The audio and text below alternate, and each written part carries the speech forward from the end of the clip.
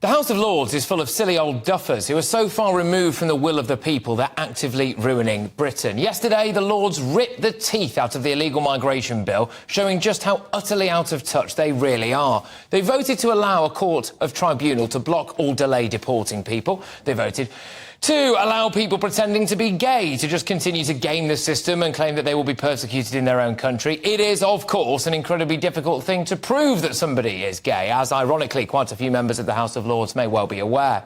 They voted to retain an existing 24-hour limit on the detention of unaccompanied migrant children. Well, that's great. Isn't it amazing how old children can look these days? Gosh, they're growing full beards much younger now, aren't they? Yet again, the Lords is allowing people to just game the system. And they must know this. They must. The Home Office said that between 2016 and December 2022, there were 7,900 asylum cases where age was disputed and subsequently resolved, of which 49% were later found to be adults. So, basically, half of those claiming to be children are adults. Do you remember this big scandal of child asylum seekers going missing from hotels? Yet, did anybody else think that maybe they might not have really been children? The Lords backed by 226 votes to 152 a move to retain a 72-hour limit on the detention of pregnant women who cross via small boats or by other irregular routes. OK, well, look, obviously, nobody would want any pregnant ladies to suffer at all. I would, however, politely question the logic of a pregnant woman who isn't concerned about the safety of her unborn child to the extent that she thinks the best option is to walk through several perfectly safe countries and then get in a dinghy and cross the busiest shipping lane in the world.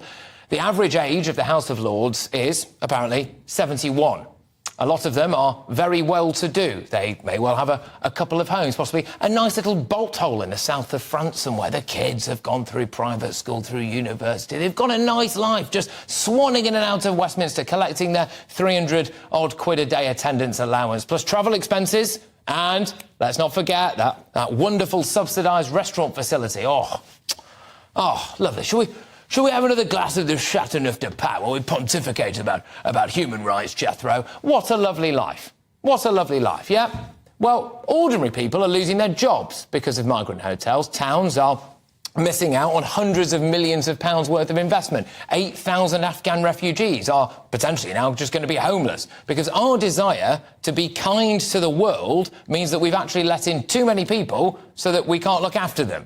We've just launched a helpline for homeless veterans because we've got so many of them. The taxpayer is paying billions to accommodate people. Women live in fear walking home alone at night near an asylum seeker hotel. So maybe they now have to get a taxi, which, of course, isn't subsidised by the taxpayer.